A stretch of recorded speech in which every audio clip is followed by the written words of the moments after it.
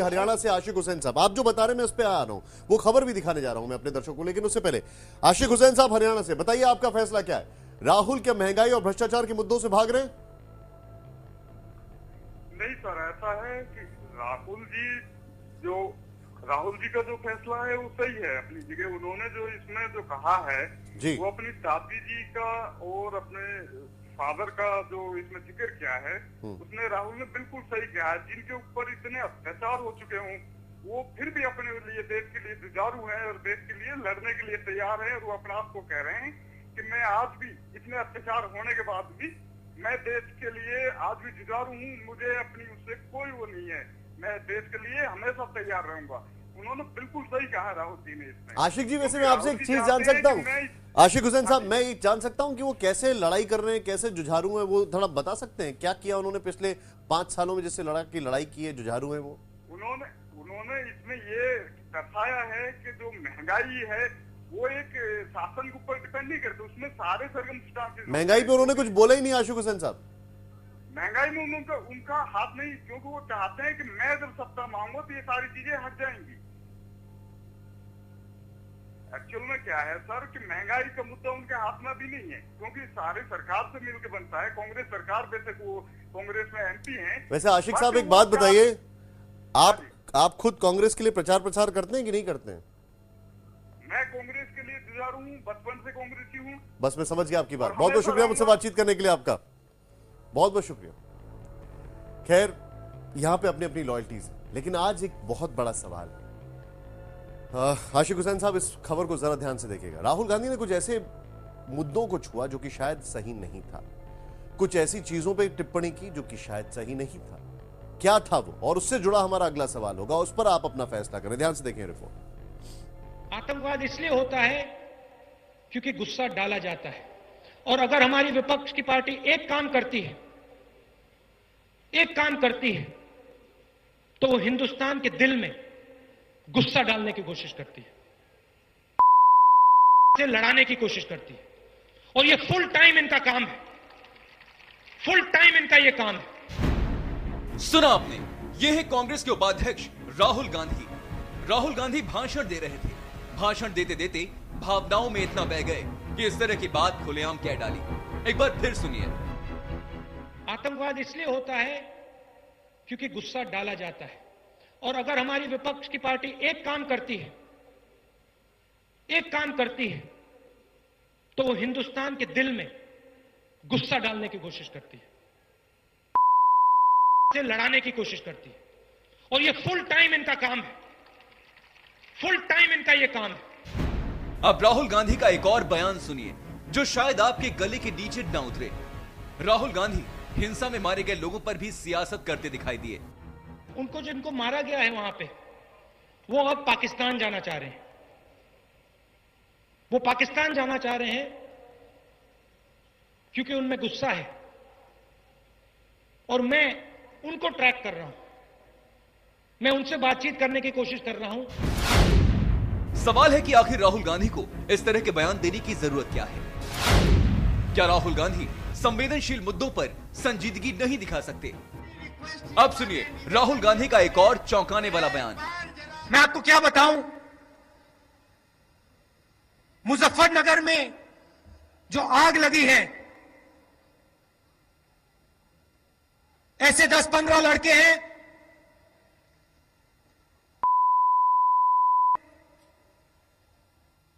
जिनके भाई बहनों को मारा गया है, और पाकिस्तान से लोग उनसे बात करना शुरू कर रहे हैं। पाकिस्तान की इंटेलिजेंस एजेंसी के लोग उन लड़कों से बात करना शुरू कर रहे हैं, और मैं उन बच्चों से बात कर रहा हूं, उनको कह रहा हूं इनकी बातों में मत आओ। सुना आपने, राहुल गांधी ने साफ कह दिया कि हिंसा में मारे गए लोगों के घर वालों से पाकिस्तान की इंटेलिजेंस बात कर रही है। सवाल है कि क्या राहुल गांधी संवेदनशील मुद्दों पर राजनीति कर रहे हैं? राहुल गांधी जानबूझकर ऐसी बातें क्यों कर रहे हैं? ये बहुत बड़ा सवाल है, जरा ध्यान से देखें। आपके सामने मैं यहां पर सवाल पूछने जा रहा हूं आपसे। हमारा दूसरा सवाल शो का यही है कि राहुल गांधी इतने बड़े राजनेता होने के बावजूद संवेदनशील मुद्दों पर राजनीति नहीं कर रहे हैं। ये लाइव का बग यहां पर हटा दे जरा। राजनीति नहीं कर रहे हैं, ऐसा दिखाई नहीं देता है। जरा ध्यान से देखें आप, ये है मेरा सवाल। राहुल गांधी इतने बड़े राजनेता होने के बावजूद क्या संवेदनशील मुद्दों पर राजनीति नहीं कर रहे हैं? यह है इस वक्त का सबसे बड़ा सवाल। हमारे जितने भी कॉलर हैं, फोन करें, फैसला करें। मनीष हमारे साथ पटना बिहार से। मनीष जी बताइए, क्या फैसला है आपका? क्या राहुल गांधी राजनीति नहीं कर रहे हैं संवेदनशील मुद्दों पर? वो तो राजनेता है, तो राजनीति जी हाँ बिल्कुल राजनेता है, राजनीति ही करेंगे।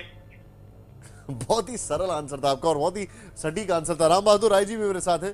अब राम बहादुर जी, मैं आपसे जानना चाहता हूं, पुराने मुद्दों को उठाना वहां तक तो समझ में आ रहा है, पुरानी बातों को लेकर आना वहां तक भी समझ में आ रहा है, लेकिन यहां पर आप कहीं पर जाते हैं कि वो लोग दंगे कराते हैं, वो ऐसा कराते हैं। आपको लगता नहीं कि एक राजनेता जो है उसका एक अपना कद होता है और वो जब चीजें शांत हो गई तो जबरदस्ती ऐसी चीजों को क्यों आलेख कर रहा है बीच पे, जिससे कि कहीं ना कहीं लोगों का मन जो है उस पर अफेक्ट करे? ऐसी बातों को करने की आवश्यकता क्या है राहुल गांधी को?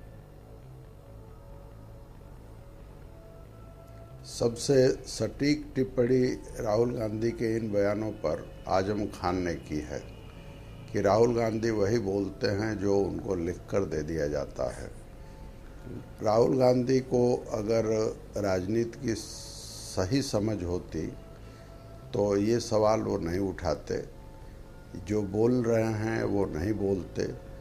और आज जनता जिन सवालों पर उनसे जवाब मांग रही है उसको स्पष्ट करने की, समझाने की कोशिश करते, बताते कि हमारी सरकार और हमारी पार्टी आज के ज्वलंत प्रश्नों पर क्या सोच रही है और कैसे इस देश को महंगाई से, भ्रष्टाचार से या उन समस्याओं से, जिन समस्याओं से ये देश जूझ रहा है, उससे निकलने का रास्ता बताते। बजाय इसके राहुल गांधी इतिहास के उस पन्नों को पलट रहे हैं। आपने जो बात कही है, मैं शंभुनाथ जी से पूछूंगा, सर विजन नहीं दिखाई दे रहा है, ये पास्ट टेंस में ज्यादा जी रहे हैं। पास्ट टेंस में जा रहे हैं। जो राय साहब कह रहे थे कि इतिहास के पन्नों को उकेरने की कोशिश कर रहे हैं, मुझे तो ये लग रहा है कि राहुल गांधी को इतिहास के पन्नों का जायजा भी नहीं है। उनको जो लिख कर दिया गया है वो पढ़ तो रहे हैं, लेकिन उसका अर्थ भी नहीं पता है। इसे वो निराकार चेहरा लिए एकदम पढ़ देते हैं। इसका मायने क्या है, कितनी दूर तक, अभी आपने कहा कि संवेदनशील मुद्दे हैं, कितनी दूर तक जाएंगे वो समझ नहीं पा रहे हैं। क्या बोल रहे हैं मुजफ्फरनगर के बारे में? मैं सीधे यही सवाल पूछूंगा। यहां पर त्रिपाठी जी मेरे साथ है। त्रिपाठी जी, मध्य प्रदेश की जनता इतने संवेदनशील मुद्दों की, हालांकि हम सब जानते हैं कि मध्य प्रदेश में अगर माहौल की बात की जाए तो बहुत ज्यादा स्थितियां खराब नहीं होती हैं, लेकिन ऐसे मुद्दों को वहां पर लेकर आना, आपको लगता नहीं है कि उन्होंने तो ग्राउंड रियलिटी का भी होमवर्क कम ही किया है?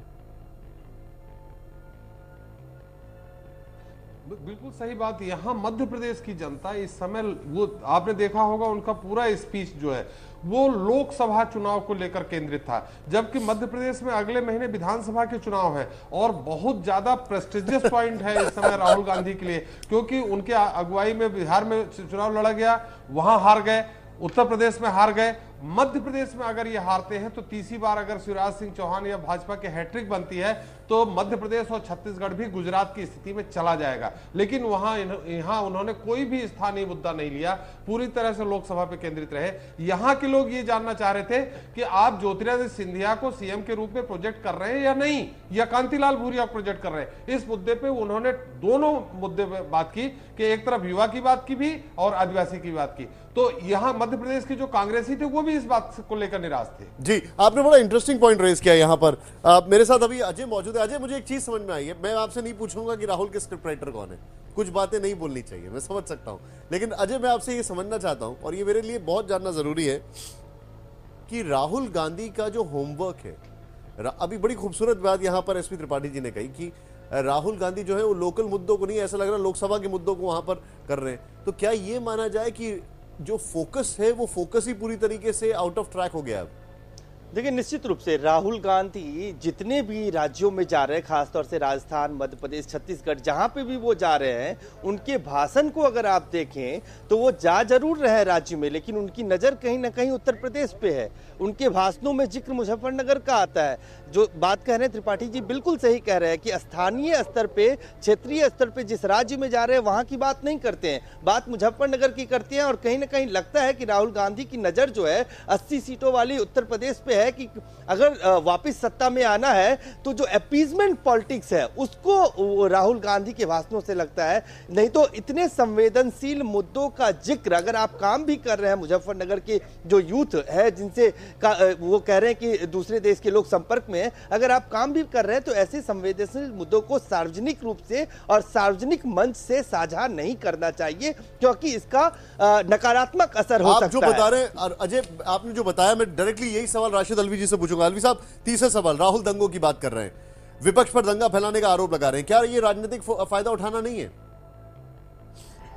चुनाव के मौके पे ये बहुत ज्यादा जरूरी हो जाता है कि देश के लोगों को ये मालूम हो कौन लोग हैं जो दंगा फैलाने वाले हैं, उनसे देश को दूर रहना चाहिए। मेरे ख्याल से इससे ज्यादा मुनासिब वक्त कोई दूसरा नहीं होगा जब देश के लोगों को बताया जाए इस देश के सांप्रदायिक ताकतें कौन सी हैं, फिरका परस्त ताकतें कौन सी हैं, कौन सी ताकतें हैं जो देश के अंदर दंगा फैलाती हैं। ये सबसे ज्यादा मुनासिब वक्त है। ये मुनासिब वक्त तो आप बता रहे, राम बहादुर राय जी मेरे साथ हैं। राय साहब, मैं आपसे जानना चाहूंगा, ये कह रहे मुनासिब वक्त होता है बताने का, भाई अगर आपके पास प्रूफ है, फैक्ट है तो अरेस्ट करिए, उसका ढिंडोरा क्यों पीट रहे हैं आप?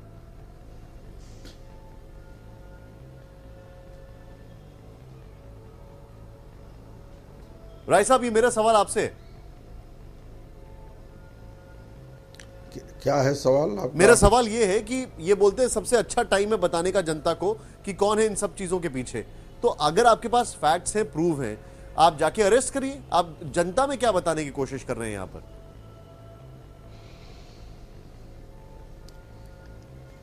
राजीव गांधी के राहुल गांधी उत्तर प्रदेश में क्या हुआ उसके बारे में जो भी बताने की कोशिश कर रहे हैं, मुझे ऐसा लगता है कि उन्होंने सोच समझ करके अपनी बात नहीं कही है। और मुजफ्फरनगर जब वो गए थे उसके बाद जो उन्होंने कुछ वहाँ किया है, इसकी चर्चा मुजफ्फरनगर में तो नहीं है, लेकिन अब चुनावी भाषण में जब उसकी वो चर्चा कर रहे हैं तो कहीं न कहीं उनके जो थिंक टैंक लोग हैं उनकी सलाह पर चर्चा कर रहे हैं। ये बड़ी खूबसूरत बात आपने की कि उनकी राहुल की चर्चा मुजफ्फरनगर में नहीं है, लेकिन मुजफ्फरनगर की चर्चा राहुल जरूर कर रहे हैं। मैं क्षमा चाहता हूं, आपको रोकूंगा थोड़ा सा यहाँ पर। मेरे साथ पटना से कॉलर है राजेश। राजेश जी, बताइए आपका फैसला क्या है? राहुल गांधी जी की बातों से ऐसा लगता है जी राहुल गांधी जी की बातों से ऐसा लगता है कि कहीं उन लड़कों के बजाय वही तो नहीं आईएसआई के संपर्क में है। बहुत बहुत शुक्रिया, मैं समझ सकता हूं आप किस तरीके से लोगों में आक्रोश है। सुधांशु मित्तल जी मेरे साथ हैं। सुधांशु जी, दूसरा सवाल, ये क्या बातें कर रहे हैं राहुल गांधी, क्या कहेंगे आप इस पर? आपको लगता नहीं है कि ये ठीक नहीं है ये इस तरीके से स्टेटमेंट देना? ये वाकई बड़ी आश्चर्यजनक बात है। हमें सांप्रदायिक कहते हैं और हम विकास की बात कर रहे हैं, और जो धर्मनिरपेक्ष है वो सिर्फ दंगों की बात कर रहे हैं। कौन से दंगों की बात कर रहे हैं? 2002 इतिहास हो चुका है। 2002 के बाद 2004 का चुनाव हो चुका है, 2009 का चुनाव हो चुका है, गुजरात में 3 चुनाव हो चुके हैं उसके बाद के, और फिर आप वही तुष्टिकरण, वोट बैंक पॉलिटिक्स। मैं यहां महमूद मदनी जी ने जो इस विषय पे कहा उसका सबको ध्यान दिलवाना चाहता हूं। महमूद मदनी जी ने कहा कांग्रेस मोदी का डर और दंगों का डर दिखा के हमें भयभीत करना चाहती है वोट बैंक राजनीति के लिए। क्या ये शर्मनाक नहीं है? कृपया पूरी राजनीति को शर्मसार ना करिए। देश के प्रति आपका उत्तरदायित्व है। जो हिंदुस्तान की जनता है उसके विषयों के बारे में बात करिए। क्या विषय है? आज महंगाई उसका विषय है। उस गृहिणी की ओर देखिए जिसको हर महीने उसका पति एक सीमित आय देता है, और उसका बजट हर महीने बिगड़ जाता है, क्योंकि हर महीने दाम कहीं और पहुंच जाते हैं। उसकी सोचिए, भ्रष्टाचार की सोचिए। आप लाखों करोड़ों लाखों करोड़ हिंदुस्तान के पैसे चोरी कर गए, उसकी तरफ सोचिए। ये देश जो था समृद्ध होता अगर आप चोरी नहीं कर रहे होते। सर, हमने तो बड़े दिनों से राहुल के मुंह से कलावती का कोई भाषण भी नहीं सुना है जिसमें उन्होंने कलावती का जिक्र किया हो। हमें याद है, मैं चाहूंगा पूरे पैनल को दिखाया जाए, कलावती अब सबको याद होगा, एक बार एकदम से पॉपअप की थी पार्लियामेंट के अंदर, कलावती की एक केस स्टडी राहुल लेकर आए थे। अक्सर वो ऐसी केस स्टडीज लेके आते हैं। अशफाक हुसैन साहब छत्तीसगढ़ से हमारे साथ एक कॉलर है, बताइए आपका फैसला क्या है?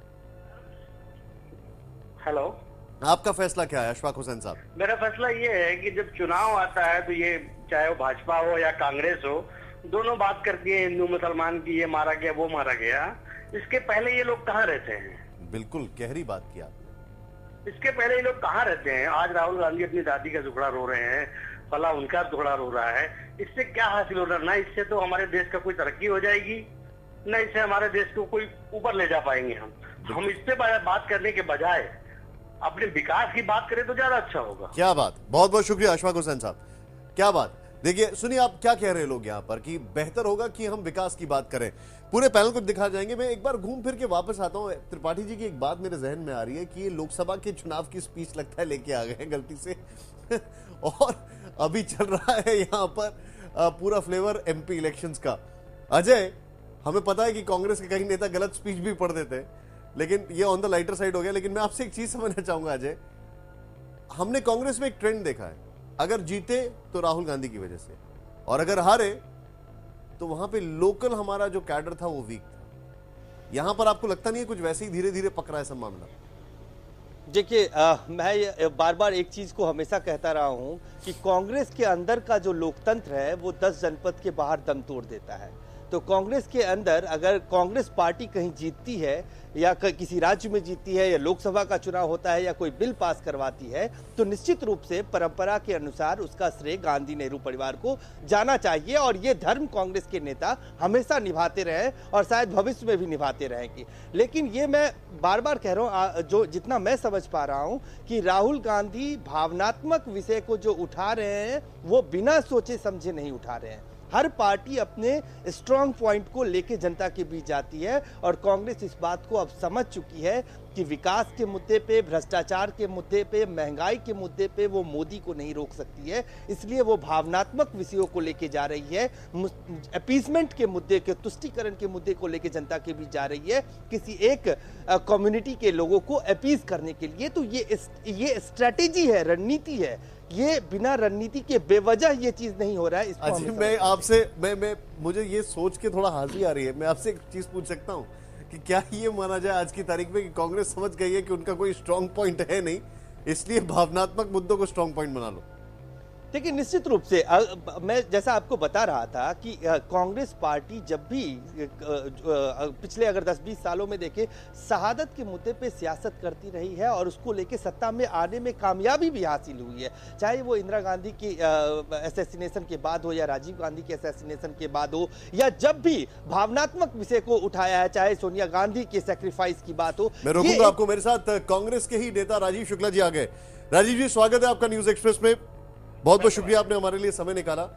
राहुल गांधी जी ने जिस तरीके से आज बयान दिए हैं, जिस तरीके से उनके स्टेटमेंट आ रहे हैं, देश भर में लोग बात कर रहे हैं कि विकास के मुद्दे पर क्यों नहीं बातचीत कर रहे हैं, क्यों नहीं बातचीत कर रहे हैं ये भ्रष्टाचार पर, महंगाई पर। भाई कोई क्या भाषण देगा, कौन तय करेगा? कोई फोरम बना, आयोग बना, वो तय करेगा क्या भाषण देना है। जब वो विकास की बात करती, कि आज के भाषण में विकास की बात नहीं थी कि केंद्र जो पैसा देता वो पूरा पैसा मध्य प्रदेश में खर्च नहीं होता, वो विकास की बात नहीं है क्या? आज हर एक को रोटी मिलनी चाहिए, इसलिए फूड बिल लाई, लैंड एक्विजिशन बिल लाई, किसानों की जमीन का मुआवजा मिले, वो विकास की बात नहीं है क्या? अगर कोई पत्रकार समझने में नाकाबिल है कि कौन विकास की बात है और कौन नहीं विकास की बात है, तो उसका जवाब हम नहीं दे सकते। नहीं, लेकिन आपको लगता नहीं है कि महंगाई और भ्रष्टाचार ये अपने आप में एक मुद्दा नहीं है जिस पे बातचीत? महंगाई तो वो बराबर बोलते हैं, और महंगाई तो मैंने बराबर ये बात कही है, सबने, पूरी कांग्रेस ने कही कि जो है महंगाई को काबू करने की जितना केंद्र सरकार कोशिश कर सकती कर रही, लेकिन राज्य सरकारों की उतनी जिम्मेदारी है। ये नहीं हो सकता है कि प्रधानमंत्री पे हर जिम्मेदारी डाल दी जाए और मुख्यमंत्री हाथ में हाथ बैठ धर के जमीनें बेचे। नहीं तो फिर क्या जिम्मेदारी सिर्फ जमीन में बेचने की है क्या? नहीं तो फिर क्या राजीव जी, इसका मतलब ये है कि दिल्ली की शीला दीक्षित जी है, उनको भी जिम्मेदारी लेनी चाहिए जमकर? सारे, चाहे कांग्रेस के मुख्यमंत्री हो चाहे गैर कांग्रेस मुख्यमंत्री हो, सबको जो है केंद्र सरकार के साथ मिलकर महंगाई पर काबू पाना होगा। आपको याद हो कि जब पूरी कांग्रेस की सरकारें सारे राज्यों में होती थी तब भी इंदिरा जी चिट्ठी लिखती थी मुख्यमंत्रियों को कि महंगाई पे काबू पाओ। आज प्याज का क्या है? तमाम जमाखोर व्यापारी वोट करके बैठे हुए जमाखोरी करके। तो 3/7 जो होता है आवश्यक वस्तु अधिनियम, उसमें कानून की कार्रवाई तो जिला कलेक्टरों को करनी पड़ेगी, एसपी को करनी पड़ेगी, शिवराज सिंह चौहान को करनी पड़ेगी। आपने अभी भी शीला जी का नाम नहीं लिया इसमें? आपने पहले ले दिया ना, तो मुझे इसमें सहमति व्यक्त की। बहुत बहुत शुक्रिया राजीव जी हमसे बातचीत करने के लिए। और शो के इस भाग में आपसे सवाल ये है हमारा, जरा ध्यान से देखें आपकी स्क्रीन पर। मेरा सवाल आपसे ये है कि जो राहुल गांधी अभी बातचीत कर रहे हैं, राहुल गांधी भाषणों में मां का जिक्र करते हैं, क्या वो इससे सहानुभूति हासिल करने की कोशिश कर रहे हैं? दादी माँ का जिक्र करते हैं, माता जी का जिक्र करते हैं, ये अपने आप में एक बहुत बड़ा सवाल है। और राहुल गांधी ने जिस तरीके से इनका रेफरेंस लिया है, आप जरा अपनी स्क्रीन पर देखें ध्यान से। ठीक इस सवाल के बाद हम वो आपको खबर दिखा रहे हैं।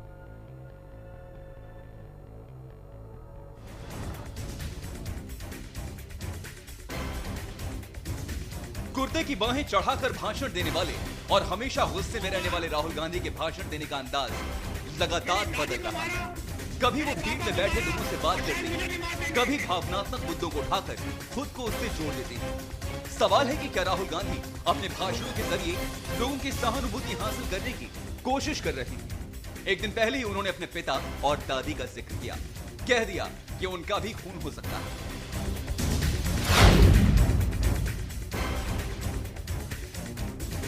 ये एक बार नहीं सहा है मैंने, 2 बार मेरी दादी को मारा, मेरे पापा को मारा और शायद मुझे भी मार देंगे एक दिन। कोई फर्क नहीं पड़ता मुझे। राहुल गरीबों की बात करते हैं तो ये बताना नहीं भूलते कि उनकी मां बीमारी की हालत में अस्पताल न जाकर गरीबों को फूड सिक्योरिटी देने के लिए संसद गई।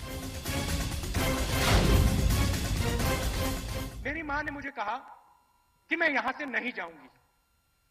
मैंने उनसे कहा कि देखिए आप बीमार हैं, आपको अस्पताल जाना है, और उन्होंने कहा मैं नहीं जाऊंगी यहां से।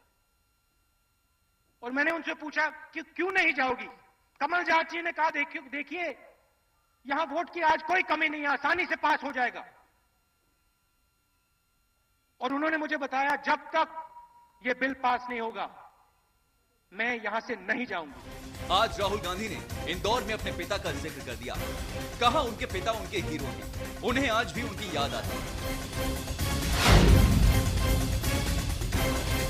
मेरे पापा 40 साल की उम्र के थे जब वो इस देश के प्रधानमंत्री बने, और मैं छोटा था, मैं उनको रोज देखता था और रोज वो लड़े, और मैं उनको देखा। मेरे पापा मेरे हीरो थे, जैसे आपके पिता आपके हीरो है ना, है ना? सिंधिया जी के पिता इनके हीरो थे ना, है ना? तो हमारे सबके हीरो होते, मेरे पापा मेरे हीरो थे, और मैं उनको रोज देखता था, खड़े होते थे, जाते थे, लड़ते थे। पापा, मम्मी, दादी, जनता वो सुन रही है।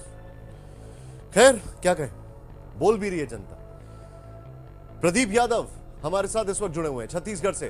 प्रदीप जी, आपका फैसला क्या है? ध्यान से देखिए, सवाल मेरा यह है कि राहुल गांधी जानबूझकर भावनात्मक जो मुद्दे उनको लेकर आ रहे हैं, जानबूझकर ऐसे भावनात्मक मुद्दों को लेकर आ रहे हैं जिससे कि लोगों की सहानुभूति मिले। सर जी, सबसे पहले मैं नमस्कार करना आपको चाहूंगा कि आप देश की जनता से ये शब्द पूछ रहे हैं। बहुत बहुत शुक्रिया आपका जी। सबसे पहले मैं बात ये कहना चाहूंगा कि जो राहुल गांधी जो भाषण देते हैं सिर्फ कांग्रेस के ही मंत्री और नेता को पसंद आता है, जनता को पसंद नहीं आता है। और दूसरी बात ये है कि राहुल गांधी कोई ऐसा कांग्रेस का काम हमको दिखाएं कि जो डॉक्टर एपीजे अब्दुल कलाम और अटल बिहारी वाजपेयी के राज में हुआ हो, ऐसा कोई हमको काम दिखाएं। ऐसा काम हम देखना चाहते हैं कांग्रेस की तरफ से। कांग्रेस की तरफ से तो सिर्फ घोटाला ही घोटाला नजर आता है सर, बाकी कार्य तो कोई नजर नहीं आता है। प्रदीप यादव जी, बहुत बहुत शुक्रिया। जो थोड़ी देर पहले इस शो में राजीव शुक्ला जी बड़े आक्रोश में बोल रहे थे, इसलिए मैंने बेहतर समझा कि मैं इस मामले में थोड़ा सा शांति हूं। जनता सब समझती है, तुरंत रिएक्शन आ गया, जरा ध्यान से देखें आप। खैर, यही मेरा प्रयास है, सारी चीजें आपके सामने हो तो बेहतर हो। मैं सीधे जाऊंगा यहां पर, इस वक्त मेरे साथ शंभुनाथ शुक्ला जी हैं। शंभुनाथ जी, क्या कहेंगे आप? जी, अब ये जो प्रदीप यादव ने भी बताया, वो आपके पिछले सवाल का भी जवाब दे दिया, एब्सोल्यूट, है ना। अब कोई सवाल रुका नहीं है। जाहिर है कि जब आप अपने परिवार की तरफ बता रहे हो कि मेरी दादी, मेरी माँ या मेरे पिता, ये कहने का मतलब है कि आप पीछे की तरफ जा रहे हो। हरदम जो डेवलपमेंट का इतिहास है आगे की तरफ चलता है, आप पीछे ले आ रहे हो। तो आप किधर ले आ रहे हो? पूरे देश को किधर ले आ रहे हो और अपने पूरे राज्य को किधर ले आ रहे हो? जाहिर है कि जो आप लिखा हुआ भाषण पढ़ रहे हो उसके बारे में कुछ नहीं जानते राहुल गांधी की स्थिति इससे बदतर क्या हो सकती है। ये बहुत दुख की बात है यहाँ पर। त्रिपाठी जी, एक लास्ट रिएक्शन में आपसे लूंगा। इन सारे भाषणों से फायदा शिवराज सिंह चौहान का होगा, क्या कहते हैं आप? नहीं, इन भाषणों से अगर आप यहाँ आए हैं, भाषण दिए हैं, तो उससे कांग्रेस को फायदा होना चाहिए। कांग्रेस को फायदा नहीं होगा, ये तय है। शिवराज सिंह चौहान को फायदा होगा या नहीं, ये बात की बात है। कांग्रेस को फायदा नहीं होगा।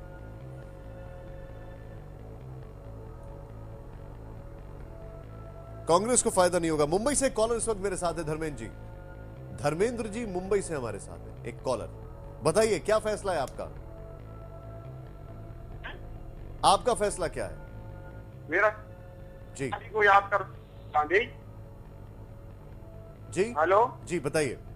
हाँ, ये राहुल माँ को और दादी को, उन लोगों को याद जिनकी सिर काट दी, उनको नहीं वर्णन कर रहे हमारी जब सरकार में ऐसा काम हो गया। आप कह रहे हैं कि एक काम को नहीं याद कर रहे हैं, उन चीजों को याद कर रहे हैं जिनको याद करने की जरूरत नहीं है। इस शो को वाइंड अप करने से पहले एक लास्ट रिएक्शन मैं अजय से लेना चाहूंगा। अजय, एक लास्ट रिएक्शन। ये जो फीडबैक आ रहा है जनता का, क्या कोई ऐसा फीडबैक सिस्टम है कि नहीं है, या अगली स्पीचेस में राहुल गांधी को हम देखेंगे फिर से वही गलतियां कर रहे हैं या कुछ करेक्शन होगा? देखिए, राहुल गांधी के पास सरप्लस ऑफ इनपुट है और कई बार ऐसा लगता है कि अप्रोच अगर उनका ऑनेस्ट भी हो तो जो मूड ऑफ द नेशन है वो कांग्रेस से जवाब चाहती है भ्रष्टाचार पे, इन्फ्लेशन पे, महंगाई पे, और ऐसे कोर विषयों से राहुल गांधी लोगों का ध्यान बांट रहे हैं, सिंपैथेटिक मुद्दों को उठा के, जिसको देश की जनता आज की तारीख में एक्सेप्ट नहीं कर रही है। और ये आज हमारे कॉलर दिखा रहे हैं, इसमें बहुत ही ट्रांसपेरेंट है, ये देश के हर कोने से फोन आ रहा है और देश की जनता ये मानना नहीं चाहती है कि आप भ्रष्टाचार और महंगाई जैसे विषयों से डाइवर्ट होकर भावनात्मक मुद्दों को वोट बैंक की राजनीति के लिए कैश करें। जी अजय, बहुत बहुत शुक्रिया हमसे बातचीत करने के लिए। राम बहादुर राय जी, आपका बहुत बहुत शुक्रिया। शंभुनाथ जी, आपका बहुत बहुत शुक्रिया। और त्रिपाठी जी, आपका बहुत बहुत शुक्रिया। सुधांशु जी और राशिद अलवी जी, आपका भी बहुत बहुत शुक्रिया। मेरे साथ कॉलर्स आए थे महाराष्ट्र से, मुंबई से, छत्तीसगढ़ से कई कॉल आए, पटना से 2-3 कॉल्स आए, राजस्थान से कॉल आया, हरियाणा से कॉल आया और उत्तर प्रदेश से जो कॉल आया, सबने कहा, बस एक कॉल जो था हरियाणा से, उसको छोड़ के सभी लोगों ने कहा कि राहुल गांधी अपने भाषणों के जरिए शायद जो स्थिति है उसके ऊपर फोकस नहीं डाल रहे हैं और गुमराह करने की कोशिश कर रहे हैं। ये